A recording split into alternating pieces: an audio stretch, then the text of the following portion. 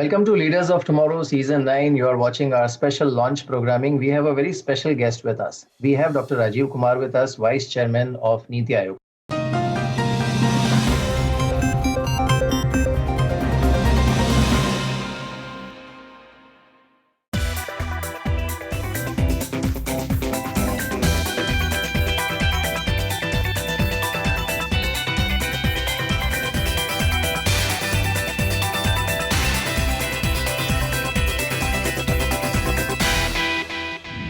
Sir, thank you so much for joining us. As always, it's a pleasure having you on Leaders of Tomorrow. We are basically discussing about how economy has actually performed better than expected and how it has already started showing green shoots of recovery. Now, my first question is, sir, did you expect this kind of revival or recovery, if I may use that word, around 6 months back when we were actually in the, I would say, initial stage of a very stringent, one of the most stringent lockdowns globally? No, Mihir, I'm afraid not. And especially, I didn't expect this kind of recovery because especially after the first quarter, April to June, we went down 29% negative points. And everything seems to have come to a halt and there was despair and despondency all around. The sort of the feeling at that time was, perception was that the second and third quarters will also become quite weak and remain, non-starters because there was great uncertainty on part of the pandemic as to how the pandemic is going to, unfold and whether it will become more virulent, etc. So I'm very happy to see and pleasantly surprised to see that the green shoots actually are now green stems of recovery in many areas, and the Purchasing Manager Index, PMI, for manufacturing and services have all come into the positive territory. The power demand has grown above last year's level that we have. Our train freight and other movements have also become much higher.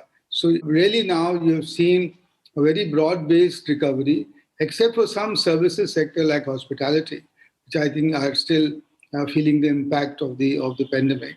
But the recovery is very much there. And the recovery is taking roots. The burgeoning sales of two-wheelers, cars, of fertilizers, of tractors, are all showing signs that both our service, agriculture and manufacturing sector are now well on the road to reach pre-COVID levels and register an increase over the previous year. Right. Now, actually, I don't think this news could have come at any better time because if we look at 2-3 factors, one is this very strong signs of recovery that we are seeing across the economy, barring some sectors. Second is, if we look at the overall macro environment in terms of the support that is offered by government and financial institutions to somebody who's in the business, can we safely say that actually this crisis has created one of the best opportunities for an entrepreneur or even small and I would say micro businesses to actually think about expansion and maybe grabbing the opportunity that maybe nobody could see 3 months or 4 months back?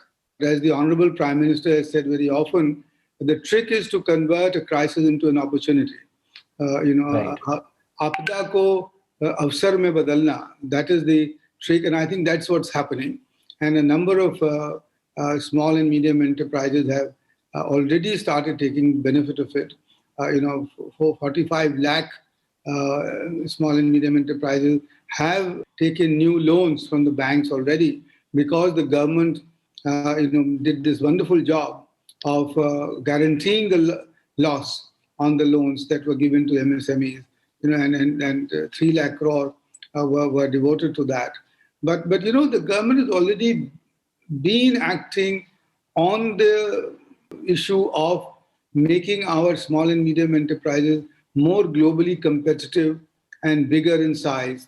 Now here I refer to you to the government's reform of increasing the size for defining SMEs.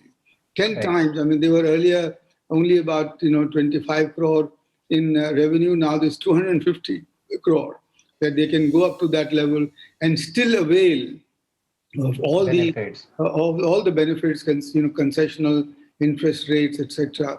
That earlier they didn't supply. So, the government has now permitted, industries which go to employ up to 300 workers, without having to obtain the government approval for, either, continuing with them or not, or continuing with them or not, sort of keeping them on the rolls. The contract labor laws have been simplified, and social safety net for the workers has been sort of put in place so that we can shift more and more workers from the informal sector to the formal sector. All of this has been done to take advantage of the shifting global and regional value chains, production network. Right. Sir, also, in fact, the other vision that Prime Minister actually mentioned during the course of pandemic was making India self-reliant, or Atmanirbhar Bharat, as we call it. Now, this entire SME, MSME ecosystem is actually going to play a very crucial part. In fact, they will be one of the catalysts or engines. So what is your vision, or what is your outlook, how they can actually drive India towards being more self-reliant, at the same time, converting India into a very critical export hub as world tries to deleverage from being dependent only on one geography or one country? It's very important to understand Honorable Prime Minister's concept of Atmanirbharta. Atmanirbharta does not mean a closed economy. Atmanirbharta, self-reliance, is not equal to self-sufficiency. That's not the point at all. Self-reliance means that you earn more in foreign exchange earning than what you need to import, the necessary imports like energy and technology, etc. But one of the keys, Mihir, is to create stronger linkages between our own large and small enterprises. I think that's the way to, that, because I think unless that happens, then we won't be able to, the small enterprises won't be able to take advantage of the large enterprises' ability to access foreign markets. And I think it is there where the government has shown by example, and is urged the large private companies, to create a positive, trust-based and a win-win relationship with the smaller players. So now my next question is slightly tricky, and I'll tell you why. Because we still don't know if if the worst is behind us in terms of pandemic. But from economy point of view, because we have already seen the second wave gaining ground in geographies like North America and Europe, and they have introduced restrictions as well. Can we say right now that if things remain more or less where they are and they don't really spiral out of hand on the pandemic front, then economically the worst is behind us, for at least for India, if not for the world? No, I think that economically the worst is surely behind us. And as we talked earlier, all the economic indices, what we call the high frequency indicators, are showing that the industries are recovering, the demand is growing, and I think the growth will be there. So that, what I foresee is that the third quarter will end with a very small growth, but nonetheless a positive growth. And the fourth quarter, which is January to March, will actually already see the Indian economy come into the positive growth framework. And then, because of the large number of reforms that have been done during the pandemic, one of them I should mention is the production-linked incentive scheme, which has been approved for 10 sectors and with 1.65 lakh crores to be given out as fiscal incentives for firms which achieve global competitiveness and global scale. I think something like that, or the reform of the mining laws, or the reform of the coal sector where the auctions have been successfully done, and then the PPP initiatives in the railway sector, the transformation of the railway stations, and all of that. They are laying the foundation then that once the first quarter ends with the positive growth, then the next fiscal year we can really ramp up our growth. Right. Also, in fact, you partially answered my next question, which was basically pertaining to production-linked incentive schemes. And at a macro level, obviously, they are focusing on 10 sectors, and it will generate a lot of momentum for manufacturing sector. I think it will also have a very massive rub off on the entire value chain when it comes to SMEs and MSMEs. Now that clubbed with this never before kind of ease in borrowing, if we club all of that, then can we say that actually this is next 3 4 years can actually be game changer in terms of employment and in terms of smaller or medium enterprises actually leapfrogging into the next big league? No, very much so.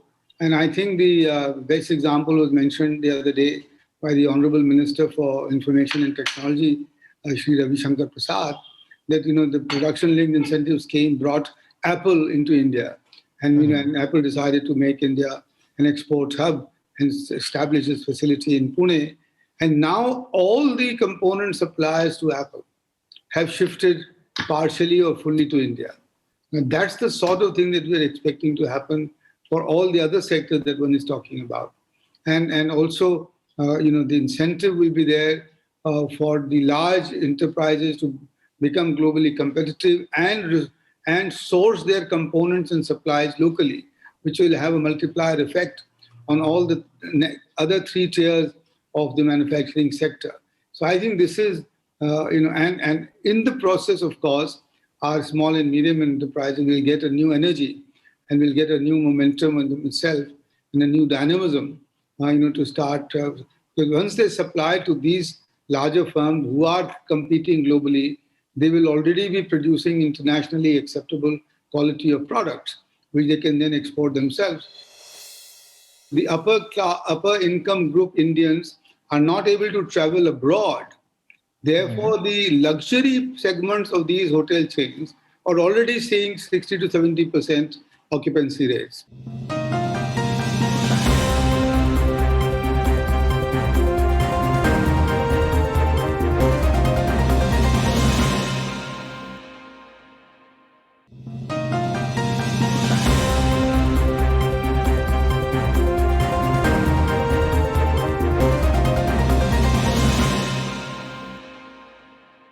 So some critics do believe that there are one or two sectors where maybe we need to be slightly cautious. One is obviously the entire hospitality sector, because we don't really know by when things would fully normalize and people will be able to freely travel, commute, or undertake their holidays the way they used to before the pandemic.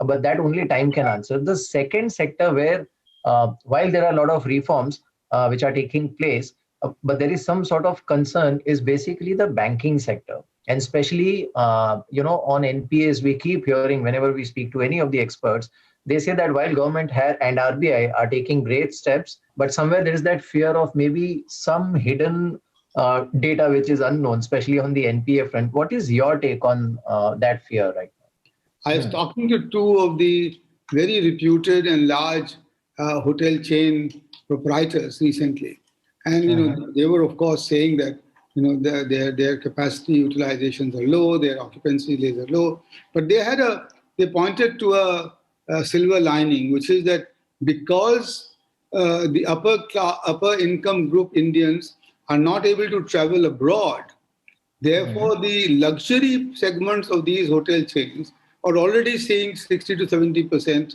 occupancy rates, because people are wanting to take holidays, and therefore those areas, those segments are already beginning to see a growth going forward. Now it's the lower segments, which is more the sort of the corporate traveler, which is the which are travelers who are traveling for work within the firm or meetings, etc. That's come down, and of course the the lower end of holiday tourism is just yet to pick up. Now here, for the lower end, the Honorable Finance Minister's announcement of the leave travel concession preferences that she had announced, I think will go a long way. Because all of those are uploaded. So I think that effect will soon begin to emerge, and I'm hoping that therefore that segment will also be taken care of as we go forward. Now, but the fact remains that the hospitality sector will have to rethink its growth paradigm, because as I said, the corporate travel may come down permanently, because people are now realizing, like you and me now, that we can do our business on the net. Virtually, You don't need to meet physically. So I think that will happen. That will have an impact. Coming to the financial sector, yes, of course, it needs a lot of work. Our private debt to GDP ratio is only 53%, while in Vietnam it's more than 117%. In China it's about 300%, etc. It just shows that the access to credit, by our by us, by the small and medium industry, although the rates have come down, the access has not become as good as it could be. So it's the access which is matter, and I think it is where that one can compliment the RBI, for announcing now, one, for keeping the rates low, despite the fact that inflation was showing up a little spike, etc. But they took the right decision to say that, look, no, we need to support the recovery that is going on.